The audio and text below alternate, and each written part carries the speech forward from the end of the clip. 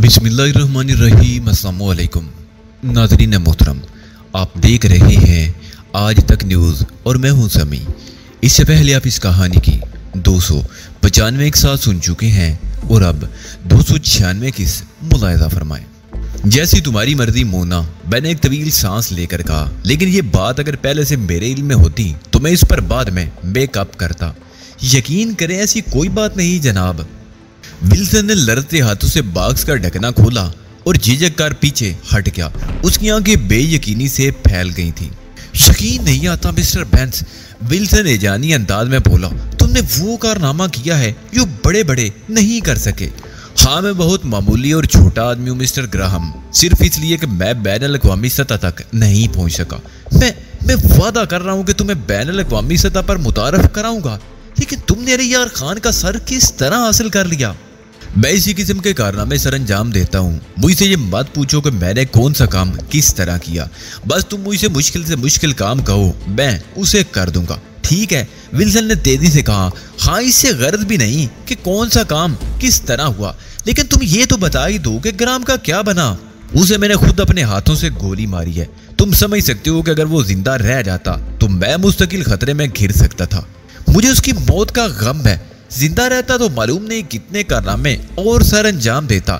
अगर उसके बच निकलने की कोई सूरत पैदा हो जाती तो अच्छा था, कभी तुम्हारा राज अफशा न करता। तुम गलत समझ रहे हो। मैंने उसे इसलिए नहीं मारा कि उसकी तरफ से मुझे अफशाए राज का खतरा था, बल्कि उसे बहुत से लोग देख चुके थे। वो बच के निकल जाता तो भी बच नहीं सकता था। मेरे साथ साथ तुम भी खतरे में घिर जाते। तुम्हारा कहना दुरुस्त भी है। विल्सन ने एक ठंडी सांस ली। हम सब मजबूरियों की दलदल में फंसे हुए हैं। ग्राम को खत्म कर देना हमारी मजबूरी ही थी। मैंने तुम्हारा काम वादे के मुताबिक कर दिया मिस्टर विल्सन, और बहुत बड़ा खतरा मोल लेकर किया है। अब तुम भी मुझे अदायगी कर दो। जरूर जरूर मिस्टर बेंसन, तुम्हें अदायगी जरूर की जाएगी, विल्सन ने कहा। तुम मुझे अपने मुआवजे से आगाह कर दो। मैं तुम्हें क्या बताऊं, मैंने कहा। ये अलियार खान का सारा है, जिसके लिए तुम लोग खुद ही बड़े से बड़ा मुआवजा अदा करने की बात कर रहे थे। वो तो ठीक है, लेकिन हमें क्या मालूम कि तुमने कितनी रकम मिलने की तवक्को बांध रखी है। मुमकिन है जो मुआवजा मैं कहूँ उससे ज्यादा तुम लोग मुझे वैसे ही अदा कर दो। क्या इस सूरत में मेरा नुकसान नहीं हो जाएगा? नहीं मिस्टर बेंस, विल्सन ने हंस कर कहा। हमने तुम्हें मुंह मांगा मुआवजा अदा करने का वादा किया था, और मैं अब भी अपनी बात पर कायम हूँ। मैं इतनी बड़ी रकम भी तलब कर सकता हूँ जिसकी अदायगी करना तुम्हारे लिए नामुमकिन हो जाएगी। इस बात का फैसला भी मैं तुम पर छोड़ता हूँ। अगर तुम उसे मुनासिब समझो तो इतनी बड़ी रकम भी तलब कर सकते हो, मैं तुम्हें उससे रोकूंगा नहीं। तुमने मुझे मुश्किल में फंसाने का फैसला कर ही लिया है तो मैं क्या कह सकता हूँ, मैंने मुस्कुरा कर कहा। मैं नहीं समझ सकता कि इस कारनामे की इवज़ मुझे $1 मिलियन से कम रकम तलब करनी चाहिए, लेकिन मैं तो ये कहने की पोजीशन में भी नहीं हूँ कि तुमने बहुत बड़ी रकम तलब कर ली है। लेकिन ये है कि इतनी रकम के लिए मुझे शी गुराए में मादाम से राब्ता कायम करना पड़ेगा। ये तुम्हारा मसला है मिस्टर विल्सन, लेकिन तुम मेरी कारकर्दगी देख चुके हो। यकीन करो कि तुम मुझे अदायगी किए बगैर घोटेल से निकल नहीं सकोगे। मैं जानता हूँ मिस्टर बेंस, हमारी नीयत में कोई खोट नहीं। जो रकम तुमने तलब की है वो तुम्हें जरूर अदा की जाएगी। ठीक है विल्सन, मैं अब जा रहा हूँ, लेकिन तुम बहुत मोहतात रहना। ये बॉक्स सूटकेस में रख लो और टेलीफोन पर मादाम कलारा से कम गुफ्तगू करना। क्यों? विल्सन ने चौंक कर मुझे देखा। कोई खास बात हो गई है क्या? मैं एहतियातन कह रहा हूँ, घोटेल में अलियार खान कत्ल हो गया है। जनरल टेरेस मालूम नहीं क्या उधर ढाएगा। मोहतात रहना बहुत जरूरी है। ठीक है, मैं ख्याल रखूंगा। तुम सुबह 9:30 बजे आ जाओ। मुझे उम्मीद है उस वक्त तक मैं तुम्हें अदायगी करने के काबिल हो जाऊंगा। अब मैं कदरे सुकून महसूस कर रहा हूँ जनरल, मैंने टेरेस महल में जनरल टेरेस से कहा। सुबह से अब तक मैंने इंतहाई मसरूफ वक्त गुजारा था। विल्सन को अपने मेकअप में ग्राम का सर पहुंचाने के बाद मैं सीधा टेरेस महल आ गया था, और अब फौरी तौर पर मुझे कोई काम नहीं था। कैथी ब्राउन, तहजीब और बूढ़ के अलावा डेविड रेयान भी वहां मौजूद थे। मुझे मुश्किल में फंसा कर तुम सुकून महसूस कर रहे हो, जनरल ने शिकायती लहजे में कहा। ब्लैक स्मिथ से तो तुमने इतराफ करा लिया, लेकिन दूसरा कोई इतराफ कर ही नहीं रहा। गलती तुम्हारी अपनी है जनरल, तुम उन्हें मुअज़्ज़ज़ीन समझ रहे हो। उनके साथ मुजरमों जैसा सलूक करो तो सब कुछ खुद ही उगल देंगे, या फिर डेविड रेयान से मदद हासिल करो। दूसरी सूरत ज्यादा बेहतर रहेगी जनाब, डेविड रेयान ने कहा। आपने पहले मुझसे जिक्र नहीं किया, वरना अब तक मैं उन सब की जबानें खुलवा चुका होता। अब तो तुम्हारी मुश्किल हल होगी जनरल, अब तो तुम परेशान नहीं हो। नहीं, जनरल हंसकर बोला, पहले मुझे वाकई ख्याल नहीं आया था, वरना मैं डेविड से जरूर मदद लेता। मैं दोपहर से ये मालूम करने के लिए बेचैन हूँ जनाब के रैंडल से आपकी क्या गुफ्तगू हुई। डेविड रेयान ने कहा। हाँ अली, दीगर बातें तो बूढ़ के जरिए हमारे इल्म में आ गई, लेकिन ये बात चूंकि बूढ़ को मालूम नहीं थी इसलिए हम भी उससे लाइल्म हैं, तहजीब बोली। डेविड रेयान की हैसियत से मैंने अपने हक में ही रिपोर्ट पेश की थी, लेकिन उसे यकीन है कि मैं अब उसके साथ नहीं हूँ। ताम उसने मुझे शी गुराए पहुंचने का हुक्म दिया है। और फिर तुम्हारा क्या इरादा है? जनरल टेरेस ने कहा। क्या तुम शी गुराए चले जाओगे? जाना ही पड़ेगा जनरल, लेकिन ये तो मैं पहले ही बता चुका हूँ कि मैं डेविड रेयान की हैसियत से नहीं जाऊंगा। डेविड रेयान को तो रीना सालोमन अगवा कर लेगी। रीना तो तमाम तैयारियां मुकम्मल किए बैठी है, तहजीब ने हंस कर कहा। सुबह 4 बजे वाली फ्लाइट से वो शी गुराए के लिए रवाना हो रही है। बहुत मुनासिब फ्लाइट है तहजीब, वहां पहुंचते ही किसी महफूज ठिकाने का बंदोबस्त करके मुझे इतला देना। अगर तुम कहो तो मैं इससे कबल ही मादाम करारा से छेड़छाड़ का आगाज कर दूं। सिर्फ अपनी मौजूदगी का एहसास दिला सकती हो, वरना यह भी मुमकिन है कि उसकी नौबत ही ना आने पाए। सुबह विल्सन मुझे अदायगी कर देगा और उसके बाद वो यहाँ से रवाना हो जाएगा। उसके साथ साथ तुम्हारा रूल शुरू हो जाएगा। शी गुराए जाने के सिलसिले में तुम्हारा क्या प्रोग्राम है? तहजीब ने कहा। मैं विल्सन से पहले वहां पहुंचने की कोशिश करूंगा। मुमकिन है मैं उसके साथ ही एक फ्लाइट पर वहां पहुंचूं। हमें तो इस बात का गम ही रहेगा कि तुम एक तवील अरसे बाद गोटे ही लाए और इतनी जल्दी वापस चले भी गए, कैथी ब्राउन बोली। रैंडल उर्फ मोशे हावर्ड का मामला ही ऐसा है जिसे मैं डील नहीं दे सकता। तुमसे मेरा वादा है कि उसे निमटने के बाद यहाँ जरूर आऊंगा। मैंने विल्सन के कमरे के दरवाजे पर दस्तक दी और अंदर दाखिल हो गया। वो सोफे पर तैयार बैठा था। मैंने वक्त की पाबंदी का खास ख्याल रखा था और ठीक 9:30 बजे वहां पहुंच गया था। तहजीब मालकम एक्स सुबह 4 बजे वाली फ्लाइट से शी गुराए रवाना हो गई थी। उसके साथ बूढ़ के अलावा अली ग्रुप के 4 अरकान भी थे।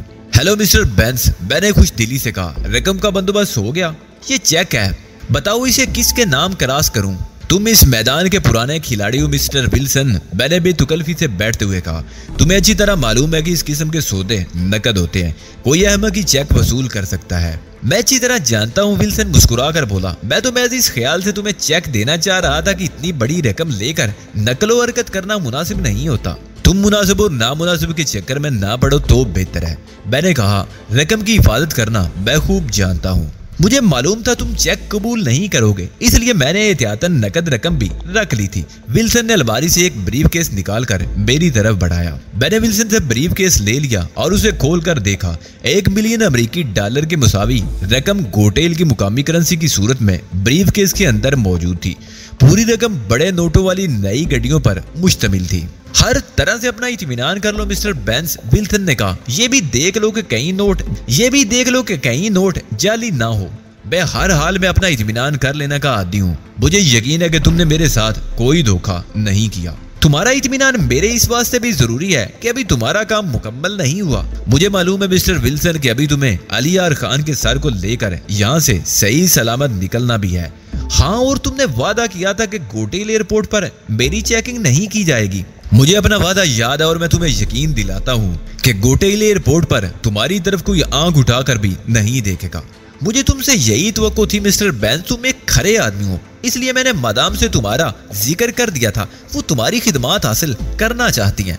तुम जानते हो कि मैं गोटेल में सरकारी मुलाजिम हूँ, किसी और की मुलाजमत कैसे कर सकता हूँ? इस मुलाजमत को छोड़ दो बेंस, विल्सन ने जोशीले अंदाज में कहा। इस मुलाजमत में रखा ही क्या है? क्या तनख्वाह मिल जाती होगी तुम्हें? बात तनख्वाह की नहीं, माशरे में मुकाम की है। तुमने देखा मैं कैसी जगह पर रहता हूँ ताकि कोई मुझ पर उंगली ना उठा सके। तुम्हारे पास दौलत होगी तो माशरे में मुकाम भी बन जाएगा और लोग इज्जत भी करने लगेंगे। तमाम मसाइल का हल दौलत है। तुम लोगों के पास तो दौलत है, फिर तुम इस दौलत से अपने मसाइल हल क्यों नहीं कर लेते? मेरी खुशामद क्यों कर रहे हो? विल्सन का चेहरा सुर्ख हो गया, मगर उसने कमाल जबत का मुजाहरा किया। इसी दौलत की वजह से तो अलियार खान का सर मेरे कब्जे में है, मगर मैं तुम्हारे कब्जे में नहीं आ रहा। मैंने मुस्कुरा कर कहा, और ना ही फिलहाल मेरा ऐसा कोई इरादा है। लेकिन मादाम कलारा तुम में बहुत ज्यादा दिलचस्पी रखती है और ये तुम्हारी खुशकिस्मती है। अगर मैं कोशिश करूं तो मालूम नहीं कितनी मादामें और कितनी कलाराएं मेरे आगे पीछे धूम मिलाती फिरने लगे। तहजीब का दामन हाथ से ना छोड़ो, विल्सन ने गुस्सीले लहजे में कहा। तुम्हें मादाम की तौहीन करने का कोई हक नहीं है। तुम ठीक कह रहे हो, मुझे वाकई ही इसका हक नहीं, लेकिन मैं तुम्हें यह समझाने की कोशिश कर रहा हूं कि मैं किसी के बताया तरह कर काम नहीं कर सकता।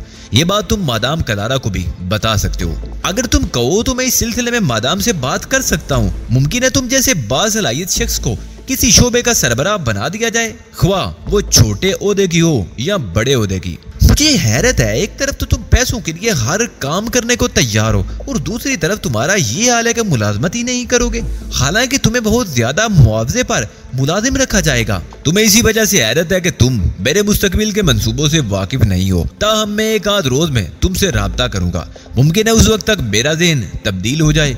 मैं 11 बजे वाली फ्लाइट से शीगुराई के लिए परवाज कर गया। विल्सन की सीट 2 बजे वाली फ्लाइट पर थी। मैंने उसके गोटेल से निकलने के इंतजामात मुकम्मल कर दिए थे। ये जरूरी था कि गोटेल एयरपोर्ट पर उसकी चेकिंग ना होती और जनरल टेरेस से कहकर ये इंतजाम कराना मेरे लिए ज्यादा मुश्किल नहीं था। शीगुराई एयरपोर्ट पर उतरकर तहजीब मालकम एक्स तक पहुंचने में कोई दिक्कत पेश नहीं आई। तहजीब के बारे में मुझे सुबह ही इतला मिल गई थी। मुझे ये मालूम नहीं था कि तहजीब ने रिहाइश के लिए क्या बंदोबस्त किया है। ये महज इत्तफाक था चीफ कि मैं ये कोठी किराए पर मिल गई।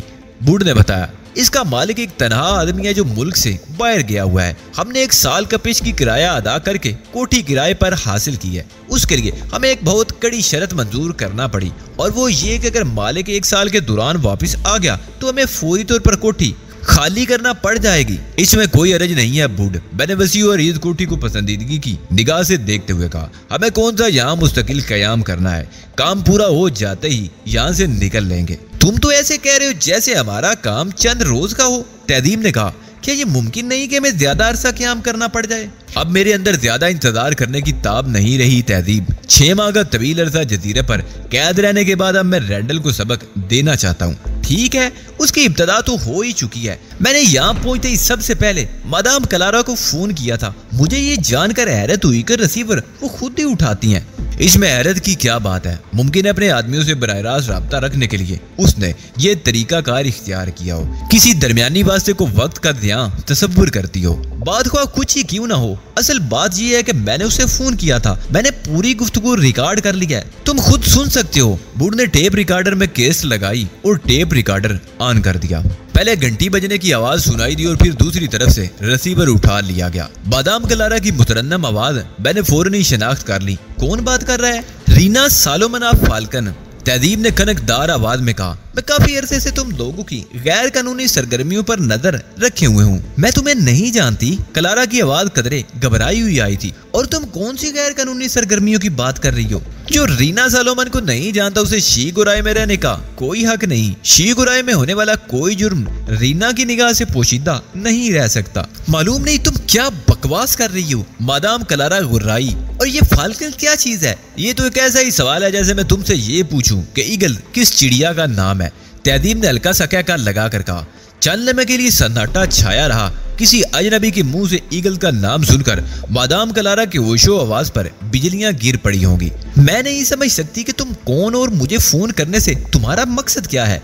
चंद लम्हों बाद मादाम कलारा की बर्राई हुई आवाज सुनाई दी। अपना तारुफ तो मैं करा ही चुकी हूँ, और रही बात कि मैं क्या चाहती हूँ तो बड़ी सीधी सी बात है, हमें भी कुछ हिस्सा मिलना चाहिए। ओह, तो ये कहो कि तुम ब्लैकमेलर हो। शायद तुम्हें अंदाजा नहीं है कि हमारे हाथ कितने लंबे हैं। मादाम कलारा गुर्राई। चलो शुक्र है बिलवास्ता तौर पर तुमने अपने जराइम का एतराफ तो किया। वैसे तुम्हारी इतला के लिए अर्ज है कि मैं लंबे हाथों को छोटा करने के मामले में खासी शहरत की हामिल हूँ। तुम सिर्फ अहमक हो। कहीं से तुम्हें ईगल के बारे में कुछ पनक मिल गई और तुमने इतना बड़ा कदम उठा लिया। हिम्मत है तो सामने आकर बात करो। Okay dear Clara. तहजीब ने एक तवील सांस लेकर कहा, बहुत जल्द मैं सामने आकर बात करूंगी। उस वक्त तक के लिए खुदा हाफिज। मैंने निगाह उठाकर तहजीब की तरफ देखा। तुमने गुफ्तगू का इख्तिताम बड़े खूबसूरत तरीके से किया है। कम अज कम अगला फोन तो टेप नहीं हो सकेगा। ये बात तुम इतने वसूख से किस तरह कह रहे हो चीफ? बूढ़ ने कहा, मुमकिन है उन्होंने पहले इस किस्म का बंदोबस्त कर रखा हो कि फोन कॉल का सुराग लगाया जा सके। नहीं बूढ़, यहाँ उनकी पोजीशन बहुत मजबूत है। उन्हें किसी तरफ से कोई खतरा नहीं, लिहाजा इस किस्म के इंतजाम का सवाल ही पैदा नहीं होता। ऐसे इंतजाम सिर्फ उस वक्त किए जाते हैं जब मुखालफिन भी मौजूद हों, किसी तरफ से कोई खतरा महसूस हो रहा हो। तहजीब ने भी गुफ्तगू के इख्तिताम पर यही कहा है कि बहुत जल्द सामने आकर बात करूंगी।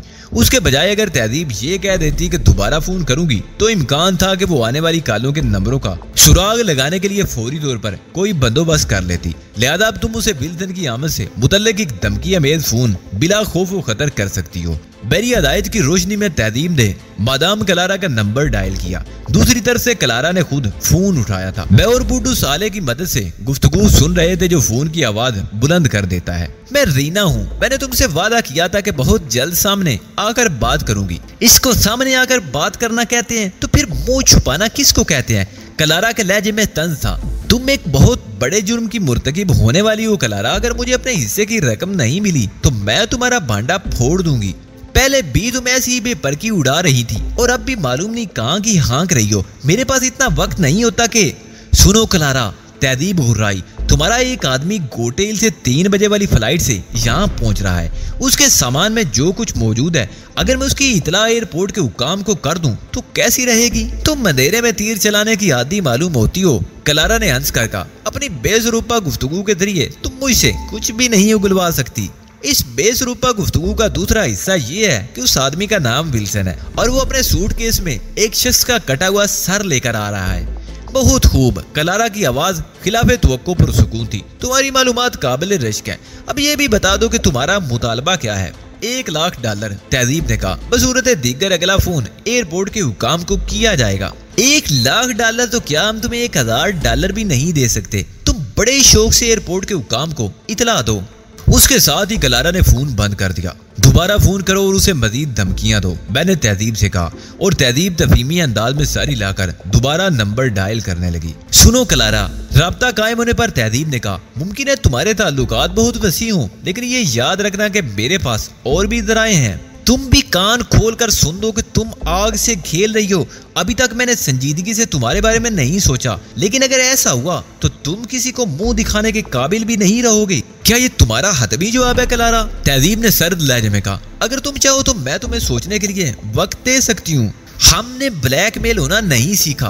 मालूम नहीं तुम किस तोको पर मुझे फोन कर रही हो, लेकिन कान खोल कर सुन लो कि ना मैं किसी मोहलत की जरूरत है और ना ही मैं तुम्हारी हरदा सराइयां सुनने की मुतहम्मिल हो सकती हूँ।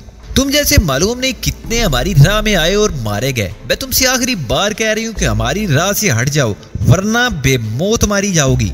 मैं तुम लोगों की कुव्वत परवाज़ से वाकिफ हूँ क्लारा, तहदीब ने मज़ेकाना अंदाज में कहा, और मैं तुमसे वादा कर रही हूँ कि आज ही की तारीख में तुम पर पहली ज़रब लगाऊंगी। तहदीब ने क्लारा का जवाब सुने बगैर फोन बंद कर दिया और मेरी तरफ देखकर बोली, क्या ख्याल है? तुमने बहुत उम्दा परफॉर्मेंस दी है। क्लारा से तो वैसे भी यही तवक्को थी कि वो कोई मुतालबा नहीं मानेगी। तुमने भी सोचा है चीफ कि अब उसे फोन करना खतरनाक होगा, वो हमारा नंबर ट्रेस करके यहाँ तक पहुँच जाएगी। बुढ़ ने कहा, इसका हल यही है कि ट्रांसमीटर का बंदोबस्त करो ताकि फोन नंबर ट्रेस होने का खतरा मुस्तकिल तौर पर टल जाए। तुम हुक्म करो चीफ, बुढ़ ने खुश होकर कहा। बुढ़ तुम्हारे लिए अभी ट्रांसमीटर हाजिर कर देगा। अभी कहाँ से हाजिर कर दोगे? मैंने बुढ़ को घूरा। ख्याल रहे कि हम घोटे इल में नहीं, शी गोराय में है। मजीद ख्याल रहे कि हम सियाफामों के मेकअप में हैं और यहाँ के एयरपोर्ट पर कस्टम ऑफिसर की मुट्ठी गर्म करके ट्रांसमीटर तो क्या तो भी ले आऊं तो कोई नहीं पूछता। सीधी बात किया करो, मैं बिगड़ गया। सीधी बात किया करो, मैंने बिगड़ कर कहा। तुम मोमो में गुफ्तगू करने के आदी होते चले जा रहे हो। तुम्हें तो हमेशा ही बूढ़ का बोलना ना खुशगवार गुजरता है। बूढ़ ने मुंह बनाकर कहा। इधर बूढ़ ने जबान खोली, उधर तुम्हें गुस्सा आया। अबे खबीज, अब बता भी दे। मैंने दांत पीस कर कहा, हमारे पास जाया करने के लिए इतना वक्त कहाँ है? सवाल ही पैदा नहीं होता चीफ। बूढ़ अड़ गया। जब तक तुम्हारा मूड ठीक नहीं होगा उस वक्त तक बूढ़ तुम्हें कुछ नहीं बताएगा। तो मत बताओ, मैंने झुंझला कर कहा। मैं खुद को इंतजाम कर लूंगा। तहजीब हंसने लगी। गुस्से में अकल खब्त हो जाती है ना, इसलिए तुम समझ नहीं पा रहे। बुढ़ तो कह रहा है कि वो कस्टम ऑफिसर की मुट्ठी गर्म करके ट्रांसमीटर निकाल लाया है। बहुत सुअर है, मैंने उसीले लहजे में कहा। लाओ मुझे ट्रांसमीटर दिखाओ। बेफिक्र रहो चीफ, बुढ़ बहुत सोच समझ कर काम करता है। बुढ़ अकड़ कर बोला, इसके जरिए हर फ्रीक्वेंसी पर राब्ता किया जा सकता है और मैंने एहतियातन 2 सेट रख लिए थे। तो अगला प्रोग्राम ये है कि तुम क्लारा को डेविड रेयान के अगवा की खबर सुनाओगी और उसके बाद जंग का बाकायदा आगाज हो जाएगा। वो तो रैंडल की हिट लिस्ट पर है। बुढ़ ने कहा, उसकी सेहत पर डेविड के अगवा से क्या असर पड़ेगा? बल्कि वो तो खुश होगा कि उसका एक आदमी हुरीफों के कब्जे में चला गया है। मैंने तंदिया लहजे में कहा, क्या तुम्हारी अकल कहीं चरने चली गई है? नहीं, अभी तो खोपड़ी में ही मौजूद है। बुढ़ ने बड़े इत्मीनान से कहा, उन लोगों पर तो किसी बात का असर नहीं होता। फर्ज करो हमने डेविड रेयान से कुछ उगलवा लिया तो भी क्या होगा? उनकी जाहिरी बेनियादी पर मत जाओ बूढ़। क्लारा इस वक्त भी अंदर से हिलकर रह गई होगी। उसने रैंडल तक इतला पहुंचा दी होगी और कुछ अजब नहीं कि वो बताते खुद शीघ्र गुराए पहुंच जाए। क्लारा ने बेनियादी तो जाहिर की है, लेकिन वो तशवीश में मुब्तला जरूर हो गई होगी और अगर मैंने अगला फोन करने की हमाकत की तो वो फौरन हरकत में आ जाएंगे। उन्हें हरकत में आ जाने दो मैडम, बुढ़ भी किसी से कम नहीं है। मादी में भी तुम लोग बुढ़ की कारकर्दगी देखते रहे हो और अब भी देख लेना। रहने दो बूढ़, जिस वक्त हमें घोटेल एयरपोर्ट से अगवा किया गया था उस वक्त तुम कहाँ थे और फिर जजीरे पर कैद के दौरान तुमने कौन सा तीर मार लिया? मैंने कहा और इस वक्त भी मुझे भूख लग रही है। तुम तो जानते हो भूख के आलम में आदमी कोई ढंग का काम ही नहीं कर सकता, लिहाजा पहले खाने का बंदोबस्त किया जाए। जाकर किसी होटल से खाना ले आओ। मैंने कहा इस वक्त हम कहीं बाहर नहीं जाएंगे। बुढ़ खाना लेने चला गया और मैं तहजीब के साथ आइंदा के प्रोग्राम बनाने में मसरूफ हो गया। बुढ़ की वापसी तक हम अपने प्रोग्रामों को हतमी शक्ल दे चुके थे। शाम के वक्त हम तीनों कार में बैठकर चल पड़े। अली ग्रुप के चारों अराकीन को हमने बंगले पर ही छोड़ दिया था। अभी उनसे काम लेने का वक्त भी नहीं आया था। मैंने एक टेलीफोन बूथ के सामने कार रोकी और तहजीब से कहा जाओ, लेकिन 2 मिनट से ज्यादा मत लगाना। तहजीब ने सर को इस बाती जुम्बश दी और फोन बूथ की तरफ बढ़ गई। मैंने उसे मादाम क्लारा को फोन करने के लिए भेजा था। मैं उन लोगों को ज्यादा से ज्यादा ज़हनी दचके पहुंचाना चाहता था। वो लोग नंबर ट्रेस कर भी लेते तो हमारा कुछ नहीं बिगाड़ सकते थे। वो यही समझते रहते कि रीना उससे पहले भी इधर उधर फोन करती रही है। तहजीब 1 ही मिनट में वापस आ गई। मैंने उससे कह दिया है कि हमने डेविड रियान को अगवा कर लिया है और आइंदा गुफ्तगू 1 घंटे में होगी। ठीक है, मैंने गाड़ी आगे बढ़ाते हुए कहा। उसने किसी रद्द अमल का इजहार किया। जाहिर उसे यकीन नहीं आ सकता था, लेकिन उसने मुझे उलझाने की कोशिश जरूर की थी। जाहिर है वो ये मालूम करके कि मैं कहां से उसे फोन कर रही थी अपने आदमियों को इतला कर देती। मालूम तो उन्होंने अब भी कर लिया होगा कि कॉल कहां से की गई है। मैंने कहा और जिस पैमाने पर रैंडल काम करता है उससे कुछ बैद नहीं कि फौरी तौर पर तमाम टेलीफोन बूथों की निगरानी शुरू करा दी जाए। बिल्कुल मुमकिन है, तहजीब ने कहा। वैसे भी शहर में ज्यादा टेलीफोन बूथ नहीं है, निगरानी करने के लिए उन्हें ज्यादा लोगों की जरूरत भी नहीं पड़ेगी। मैं सोच रहा हूँ कि क्यों न खेल की इब्तिदा उन लोगों की शिकार से की जाए जो निगरानी पर मामूर किए जाएंगे। बूढ़ ने कहा अभी ये कबल अज़ वक्त होगा बूढ़। मैंने कहा लेकिन अगर जरूरत पड़ी तो हम ये इक़दामात भी करेंगे। मैं बड़ी आहिस्ता रफ्तार से ड्राइव कर रहा था। रुख साहिल समंदर की तरफ था। आधे घंटे बाद हम साहिली तफरीह गाह तक पहुंच गए। यहाँ एक रेस्टोरेंट है तहजीब, मैंने कार पार्क करते हुए कहा। वहाँ पब्लिक फोन बूथ भी है, वहाँ से क्लारा के लिए एक फोन और हो जाए। क्यों नहीं? तहजीब मुस्कुराई। उन लोगों को हरासा करने में मुझे बहुत लुत्फ आ रहा है। तहजीब फोन बूथ की तरफ बढ़ गई और मैं बुढ़ के साथ बाहर ही टहलने लगा। मेरी नजरें वहां तफरीह के लिए आने वालों के चेहरों पर फिसल रही थी। हमारे लिए अपने सायों तक से मोहतात रहना जरूरी था। मुकाबला रैंडल से था जिसकी मादी की कारकर्दगी मैं फरामोश नहीं कर सकता था। तुमने मादाम क्लारा की रिहाइशगाह देख लिया बुढ़? अचानक मैंने बुढ़ से सवाल किया। हाँ चीफ, बुढ़ ने कहा। उसकी रिहाइशगाह शहर से जरा हटकर है और जिस जगह वो रह रही है वो किसी महल से कम नहीं है। वो 2 एकड़ से कम का प्लाट तो हरगिज नहीं है और रिहायशी इमारत से बाउंड्री वाल का फासला 100 फीट से तो कहाँ ही कम होगा और बाउंड्री वाल भी 12 फीट से कम बुलंद नहीं है। गेट पर मुसल्ला बावर्दी मुहाफिज पहरा देते नजर आते हैं। ऐसा मालूम होता है जैसे किसी शहजादी का महल हो। मेरी आंखों में वो 10 बम घूम गए जो गाड़ी की डिक्की में मौजूद थे।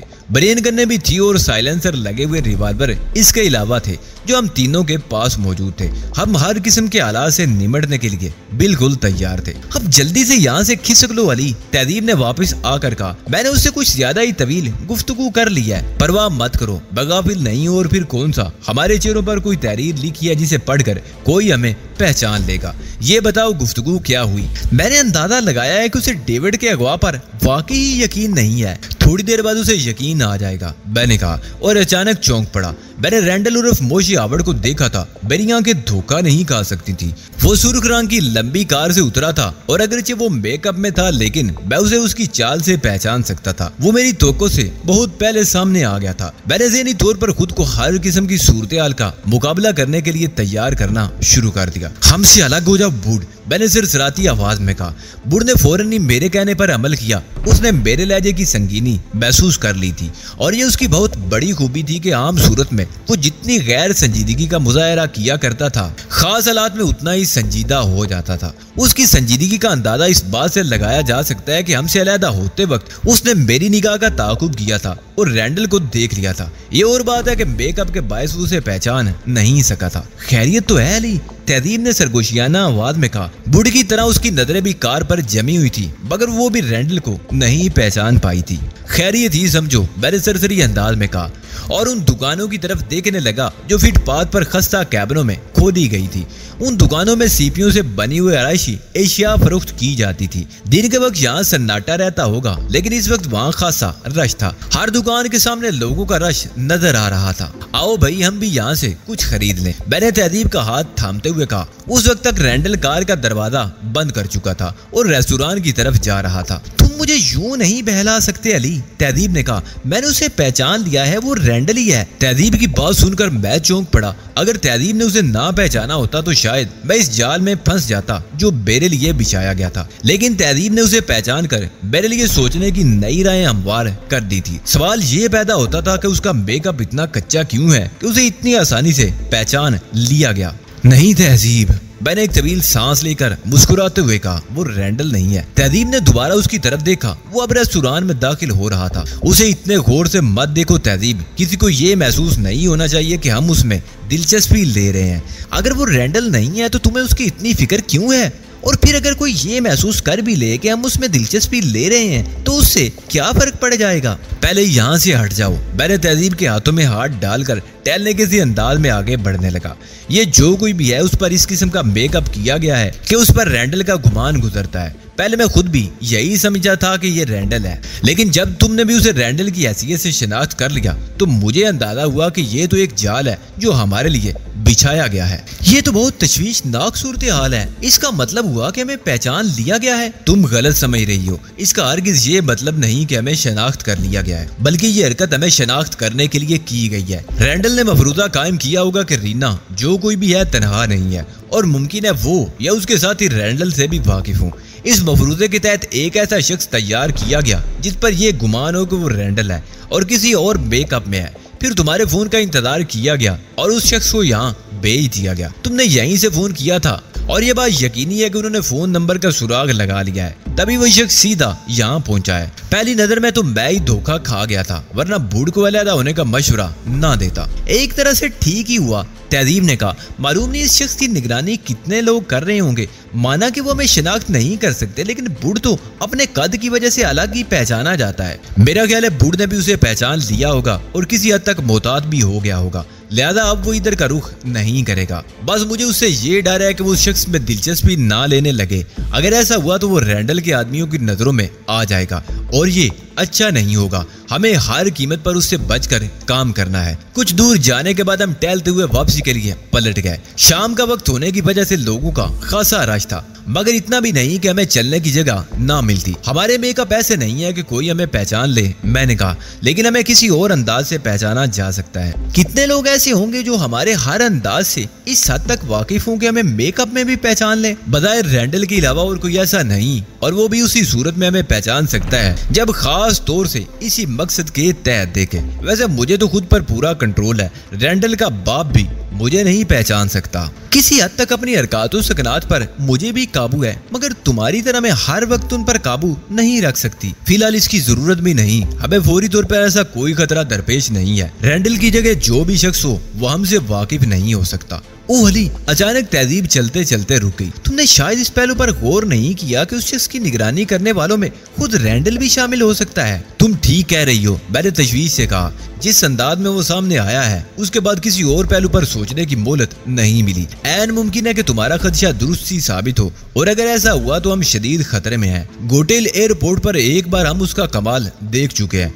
वो न सिर्फ बहुत फुर्तीला है बल्कि उकाबी निगाह भी रखता है। हम दोनों एक किनारे रुक गए थे। पार्किंग मुकाम से साहिल समंदर कम से कम 2 फरलांग दूर था। जिस जगह हम खड़े थे वो पक्की थी, मगर उससे आगे रेत ही रेत थी। क्या सोचने लगे अली? मुझे खामोश देखकर तहजीब बोली। मैं सोच रहा हूँ कि फिलहाल यहीं ठहरना हमारे लिए किसी तरह भी ठीक नहीं है। मैं किसी जाल में फंसने के लिए तैयार नहीं हूँ। अभी तुमने यहीं से मादाम कलारा को फोन किया था, फोन तवील हो गया। उसने जानबूझकर तुम्हें बातों में उलझाया होगा और न सिर्फ नंबर ट्रेस कर लिया होगा बल्कि अपने आदमियों को तेजी से हरकत में भी ले आई होगी। ये उन लोगों की एक अंधी चाल है, और अगर हम उस अंधी चाल में फंस गए तो मुझे जिंदगी भर इसका अफसोस रहेगा कि मेरी वजह से रैंडल को सुर्खरू होने का मौका मिला। मैं हर कीमत पर उसे नीचा दिखाना चाहता हूँ। क्या तुम जरूरत से ज्यादा एहतियात से काम नहीं ले रहे? तहदीब ने मुझे गौर से देखा। नहीं, मैं मुस्कुराया। ये एहतियात ज़ायदा ज़रूरत नहीं बल्कि ज़रूरत के ऐन मुताबिक है। ये मुमकिन है कि जिन लोगों ने फ़ोन किया था वो भी यहीं मौजूद हों,